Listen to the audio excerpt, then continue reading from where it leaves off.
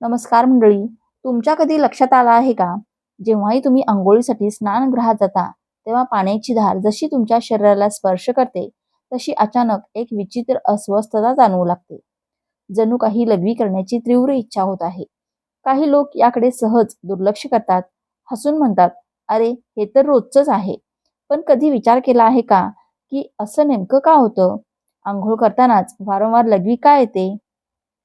हा कोणता आजार आहे, की ही एक मानसिक सवय आहे, की मग हा आत्मा आणि शरीराचा असा काही संवाद आहे, जो आपण कधी नीट समजून घेतलाच नाही?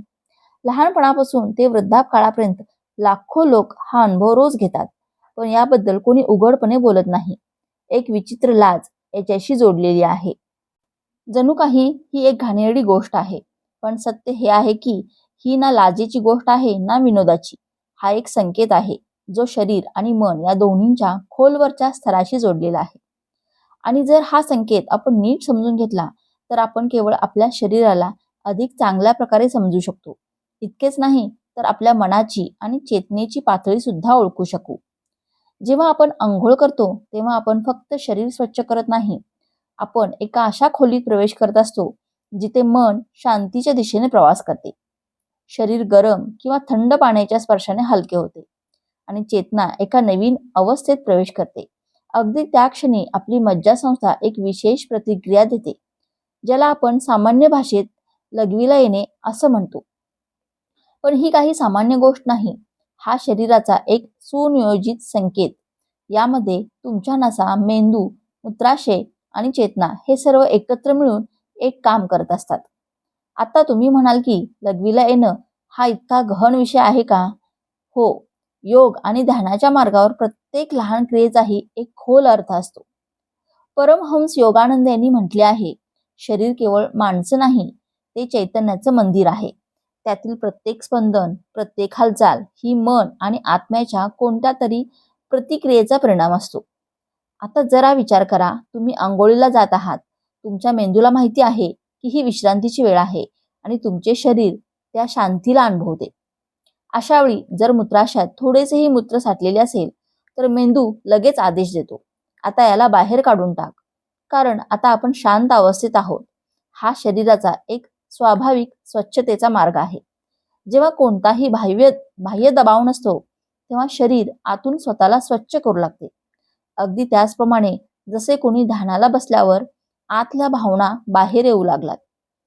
कधी अश्रूंच्या रूपात, कधी कंप पावणाऱ्या शरीराच्या रूपात, तर कधी अचानक मिळणाऱ्या शांत श्वासाच्या रूपात. त्याचप्रमाणे अंघोळ करताना लघवीला येणे हा देखील शरीराचा एक स्वाभाविक भाव आहे. हे तेव्हा घडते जेव्हा शरीर आणि मन एका विशिष्ट संतुलनाच्या अवस्थेत पोहोचतात. आता आणखीन एक गोष्ट लक्षात घेण्यासारखी आहे. हा अनुभव प्रत्येकासाठी एकसारखा नसतो. अनेकांना तो कधीतरी येतो, काही लोकांना रोज येतो आणि काही लोकांना तर अंघोळीपूर्वीच असा अनुभव येतो, की जणू शरीर म्हणत आहे, आधी मला हलके होऊ दे, मग अंघोळ कर. तर याचा अर्थ काय? हा कोणत्या मानसिक सवयीचा भाग आहे का? ही लहानपणीची अशी कोणती अट आहे का, जी आपल्या मनात घर करून बसले आहे? असू शकते. जेव्हा आपण लहान असतो, तेव्हा आपल्याला शिकवले जाते, स्नानगृहात जा, अंघोळ कर, स्वच्छ हो. या दोन्ही क्रिया आपल्या मेंदूने एकत्र जोडून घेतल्या आहेत. आणि आता जेव्हाही आपण अंघोळीची तयारी करतो, तेव्हा आपले मन म्हणते, आता लघवीला सुद्धा करून घे. ही एक सवय बनते, ज्याला वैज्ञानिक भाषेत संवेदी प्रतिक्रिया असे म्हटले जाते. पण जर हे कोणत्याही आजाराशिवाय वारंवार घडत असेल, तर हा शरीराचा एक गहन संदेशही असू शकतो. कारण शरीर कधी खोटं बोलत नाही. शरीर तेच करते याचा आदेश मन किंवा आत्म्याकडून येतो. आणि जर हे वारंवार होत असेल, तर याचा अर्थ असा की मन किंवा चेतना वारंवार शरीराला सांगत आहेत, मला हलके व्हायचे आहे, मला मुक्त व्हायचे आहे. आता प्रश्न आहे, कशातून हलके व्हायचे आहे? कोणत्या गोष्टीचे ओझे हे मनावर बसले आहे, जे रोज अंघोळीच्या वेळी बाहेर येऊ इच्छिते? कोणती भीती आहे? लहानपणीची कोणती प्रतिमा आहे? किंवा असा कोणता लपलेला तणाव आहे, जो बाहेर येत नाहीये? अनेक वेळा लघवी किंवा शारीरिक विषच नाही, तर मानसिक विष सुद्धा बाहेर काढते. शरीराच्या माध्यमातून मन स्वतःला शुद्ध करते. आणि अंघोळ ही एक अशी वेळ आहे जेव्हा आपण ना मोबाईल पाहत असतो, ना कोणाशी बोलत असतो, ना कोणत्या कामात व्यस्त असतो. आपण फक्त असतो स्वतःसोबत आणि आपल्या शरीरासोबत. आणि तेव्हा शरीर हळुवारपणे शांतपणे बोलते, आता मला अजून थोडं रिकामं होऊ दे. ही भाषा कोणत्या पुस्तकात सापडणार नाही. ही अनुभवाची भाषा आहे, जी परमहंस योगानंदाने वारंवार समजावून सांगितली. त्यांनी म्हटलं, जेव्हा तुम्ही शांत असता तेव्हा तुमचे शरीर सर्वात जास्त खरं बोलतं. अंघोळ करताना शांती असते. तो एकटेपणाचा क्षण असतो. तो एकांतात प्रवेश करण्याचे द्वार असतो. आणि या दारावर उभे राहून शरीर म्हणते, आता आतून बाहेर येऊ दे. ही क्रिया तेव्हाच घडते जेव्हा मन आणि शरीर एका सूक्ष्म लयेत असतात. ज्याप्रमाणे काही लोक ध्यानाला बसल्यावर रडू लागतात, त्याचप्रमाणे काही लोक आंघोळ करताना लघवी करतात. ही शरीराची भाषा आहे. याचे उत्तर कोणत्या डॉक्टरांच्या पुस्तकात मिळणार नाही. हे उत्तर आतमध्ये मिळेल. जेव्हा तुम्ही स्वतःला विचाराल, मी असे का करतो? माझ्या शरीराला काय सांगायचे आहे? मी कोणते ओझे घेऊन फिरत आहे का? कधी कधी हे ओझे केवळ शारीरिक नसते, ते भावनिक सुद्धा असते. कोणती तरी चूक, कोणती तरी लाज, कोणता तरी पश्चाताप जो मनात खोलवर दबला गेला आहे. आणि शरीर ते तर फक्त आज्ञेचं पालन करते. जर मन म्हणत असेल की या ओझाला बाहेर काढ, तर शरीर लघवीच्या माध्यमातून ते काम करून टाकते. तर पुढच्या वेळी जेव्हा तुम्हाला आंघोळ करताना लघवी आल्यासारखे वाटेल, तेव्हा लाज बाळगू नका, तिला थांबवू नका. फक्त शांत राहा, डोळे बंद करा आणि आपल्या आतला आवाज ऐका. शरीर काय म्हणत आहे? मनाला काय हवे आहे? आत्मा तुम्हाला कोणता संदेश तर देत नाहीये ना? हाच तो क्षण आहे जिथून आत्मजागृतीची सुरुवात होते. तिथूनच तुम्ही हे समजायला लागता की शरीर हे एखादे यंत्र नाही, तर ते एक जिवंत मंदिर आहे, जे केवळ तुम्हाला वाहत नाही, तर तुमच्या आतला आवाज प्रत्येक दिवशी शांतपणे बाहेर आणते. कधी कधी आपण आपल्या शरीराच्या लहान सहान हालचालींना सामान्य समजून त्याकडे दुर्लक्ष करतो. पण त्या हालचाली अनेकदा आत्म्याच्या खोलीतून आलेले संकेत असतात. उदाहरणार्थ, आंघोळ करताना लघवीला येणे हा एक असा अनुभव आहे जो जवळपास प्रत्येक माणसाने कधी ना कधी घेतलेला असतो. पण कदाचित त्याला समजून घेण्याचा प्रयत्न केला असेल. लहानपणी याला एक खेळ समजले गेले, मोठे झाल्यावर याला सवय म्हटले गेले. पण खरं तर ही काही छोटी गोष्ट नाही. हा एक मूक संवाद आहे. तुमच्या शरीर, मन आणि आत्म्यामधील संवाद. परमहंस योगानंद म्हणाले, जर तुम्ही तुमच्या शरीराची भाषा समजून घेतली, तर तुम्ही ईश्वराची भाषाही समजू शकाल. शरीर आणि आत्मा नेहमी संवाद साधतात, पण तो संवाद शब्दामध्ये नसतो. तो एका कंपनामध्ये, एका स्पंदनामध्ये, एका भावनेमध्ये असतो. जणू काही एखादे मौन गुरु तुम्हाला दररोज इशारा करत आहेत, पण तुम्ही व्यस्त आहात, गोंगाटात आहात, त्यामुळे तो इशारा तुमच्या लक्षात येत नाहीये. जेव्हा एखादी व्यक्ती आंघोळीला जाते, तेव्हा ती सर्वाधिक निशब्द असते. आजूबाजूला कोणतेही बोलणे नाही, कोणताही सामाजिक दिखावा नाही, फक्त तुम्ही आणि तुमचे शरीर. याच कारणामुळे अशा वेळी आपला आत्मा आपले संकेत अधिक स्पष्टपणे पाठवतो. अनेकदा तो संकेत झोपेच्या रूपात येतो, कधी शरीर कंप पाहू लागते, तर कधी तो त्या रूपात येतो ज्याला आपण आंघोळ करताना लघवी येणे असं म्हणतो. आता एक गहन प्रश्न निर्माण होतो. हा या गोष्टीचा संकेत आहे का की मनात कोणती तरी अस्वस्थता आहे किंवा कोणते तरी लपलेले ओझे आहे? आपण बाहेरून तर सामान्य दिसतो, हसतो, बोलतो, पण आत एक अशी लहर उठत दिसते जिला आपण स्वतःला व्यक्त करायचे असते.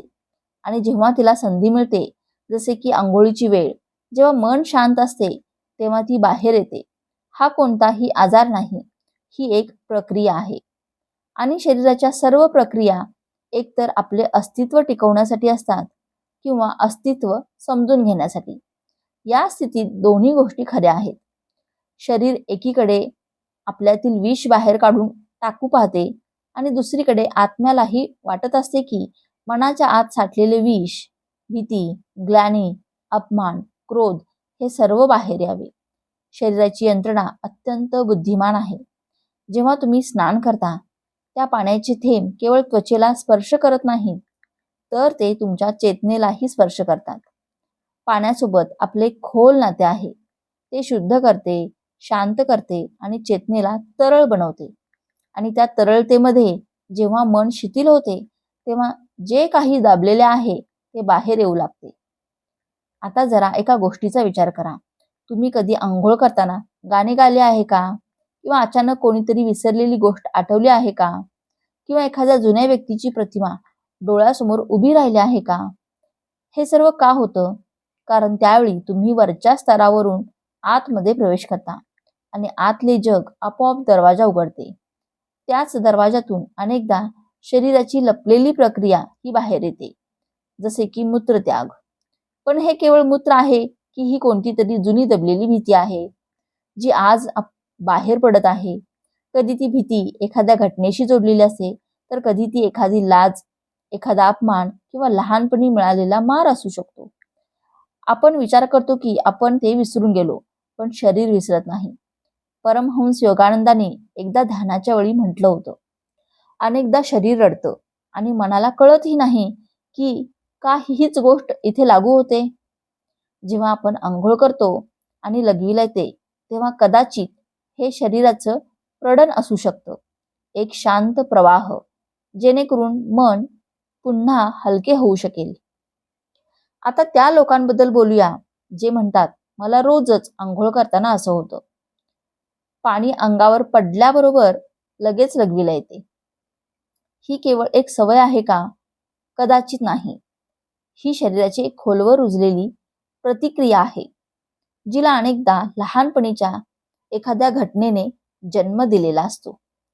अनेक लहान मुलांना लहानपणी शिक्षा मिळते, अंथरूण ओलं केल्यावर किंवा व्यवस्थित स्वच्छतागृहात न गेल्यावर. आणि त्यावेळी मनात एक अपराधीपणाची भावना निर्माण होते की मी घाणेरडा आहे. तीच भावना हळूहळू शरीरात घर करून बसते आणि मोठे झाल्यावर जेव्हाही शरीर शुद्ध केले जाते, म्हणजे स्नान केले जाते, तेव्हा ती दाबलेली अपराधीपणाची भावना बाहेर येते. ते भावनिक विष मूत्राच्या रूपात बाहेर येते आणि व्यक्ती विचार करते की ही तर केवळ एक शारीरिक प्रक्रिया आहे, पण सत्य कुठेतरी खोलवर लपलेलं असतं. हा शरीराचा तो भाग असतो जो आजही त्या होऊन गेलेल्या अपराधीपणाच्या भावनेची ओझे वाहत असतो आणि दररोज स्नानाच्या वेळी मुक्त होण्याचा प्रयत्न करतो. आता जर ही स्थिती खूपच वाढली, उदाहरणार्थ व्यक्तीला दिवसातून अनेक वेळा मूत्रत्याग करण्याची इच्छा होणे, विशेषतः जेव्हा ती व्यक्ती आंघोळ करते, पाण्याचा आवाज ऐकते किंवा ओल्या वातावरणाचा अनुभव घेते, तेव्हाही स्पष्ट आहे की हे आता एक मानसिक अनुकूलन बनले आहे. अशा वेळी व्यक्तीने स्वतःला प्रश्न विचारणे महत्वाचे ठरते. माझ्या आत कोणती भीती आहे जी वारंवार बाहेर येऊ इच्छिते? मी कोणत्या गोष्टीपासून पळ काढत आहे? मला माझ्या शरीराबद्दल लाज वाटते. मला असे वाटते का की मी अपवित्र आहे? परमहंस योगानंद म्हणाले होते, जेव्हा तुम्ही शरीराला ईश्वराचे मंदिर समजाल, तेव्हा ते तुम्हाला आपले रहस्य सांगेल. आणि हे रहस्य तेव्हाच उलगडते जेव्हा आपण शांत होतो, बाहेर गोंगाट करण्याऐवजी आतला आवाज ऐकतो. जेव्हा तुम्ही पुढच्या वेळी आंघोळीला जाल आणि हीच प्रक्रिया पुन्हा घडेल, तेव्हा फक्त एक काम करा, डोळे बंद करा, दीर्घ श्वास घ्या आणि शरीराला सांगा, मी ऐकत आहे. तू जे म्हणत आहेस ते मला ऐकायचं आहे. तुम्हाला आश्चर्य वाटेल, शरीर बोलते. कधी ते कंप पावते, कधी शांत होते, कधी अश्रूंच्या रूपाने बाहेर येते, तर कधी एका श्वासात हलके होऊन जाते. जर तुम्ही रोज हा सराव केला, शांत, स्नान, आत्मचिंतन आणि शरीराशी संवाद, तर काही दिवसातच तुमच्या लक्षात येईल की जी सवय होती ती हळूहळू बदलू लागली आहे. कारण जेव्हा शरीराला वाटते की आता त्याचे ऐकले जात आहे, तेव्हा ते जबरदस्तीने बोलणे बंद करते. ही अगदी तशी स्थिती आहे जसे एखादे बाळ वारंवार रडते आणि जेव्हा तुम्ही त्याला कडेवर घेऊन हळुवारपणे विचारता, काय झालं बाळा, तेव्हा ते शांत होते. शरीर सुद्धा अशाच एका बाळासारखे आहे. त्याला गरज आहे समजून घेणाऱ्या ध्यानाची, ऐकणाऱ्या आत्म्याची आणि स्वीकार करणाऱ्या मनाची. मग ती आंघोळीच्या वेळेची लघवी असो किंवा शरीराची दुसरी कोणतीही गहन प्रक्रिया, सर्व काही बदलू लागते. हळूहळू मन हलके होते, शरीर मुक्त होते आणि आत्मा हसू लागतो. कधी कधी आपण विचार करतो की काही गोष्टी इतक्या सामान्य आहेत की त्यांच्या मागे कोणतेही रहस्य असू शकत नाही. पण परमहंस योगानंद यांनी म्हटले होते, सर्वात सामान्य अनुभवामध्येच सर्वात गहन सत्य लपलेलं असतं. अंघोळ करताना लघवीला येणं हा सुद्धा असाच एक अनुभव आहे, ज्याला आपण अनेकदा शरीराची एक सामान्य प्रक्रिया मानतो. पण ती शरीराच्या आत्म्याशीच असलेल्या संवादाची खिडकी आहे. दररोज सकाळी जेव्हा आपण आंघोळीला जातो, तेव्हा नकळतपणे आपण आपल्या सर्वात अंतरंग क्षणात प्रवेश करतो.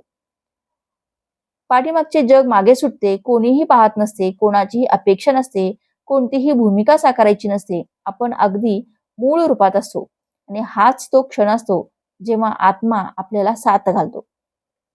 पाण्याचे तापमान, हवेचा स्पर्श आणि एकटेपणाची ती ओलसर शांतता हे सर्व मिळून एक असे वातावरण तयार करतात ज्यात आत्मा मोकळा श्वास घेऊ लागतो. त्या क्षणी शरीर सुद्धा स्वतःला मोकळे करते आणि जे काही आत दाबलेले होते ते बाहेर येऊ लागते. हा केवळ मूत्र त्याग नाही, हे एक प्रकारचे भावनिक विसर्जन आहे. अनेकदा हे यामुळे घडते कारण आपल्या दिनक्रमात आपण कधीही आपली भीती, लाज आणि वेदना यांना उघडपणे बाहेर येऊ दिले नाही. आपण स्वतःला समजावण्याचा प्रयत्न केला, मी ठीक आहे, काही नाही झाले, हे तर होतच असतं. पण शरीराने कधीही खोटं बोलत नाही. ते प्रत्येक गोष्ट लक्षात ठेवते आणि जेव्हाही काही संधी मिळते तेव्हा ते तिला बाहेर काढते.